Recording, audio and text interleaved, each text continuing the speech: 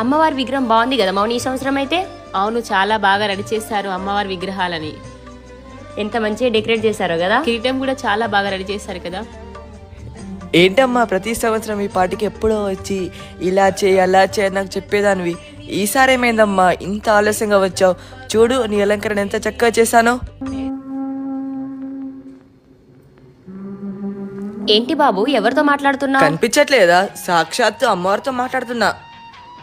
అతనికి మతి స్థిమితం లేనట్టుంది. ఏం మాట్లాడుతున్నాడో పద వెళ్ళిపోదాం.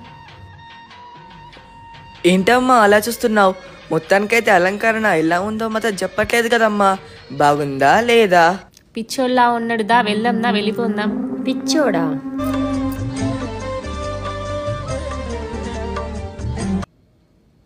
నిజంగానే అతనికి అమ్మవారు కనిపిస్తుందా?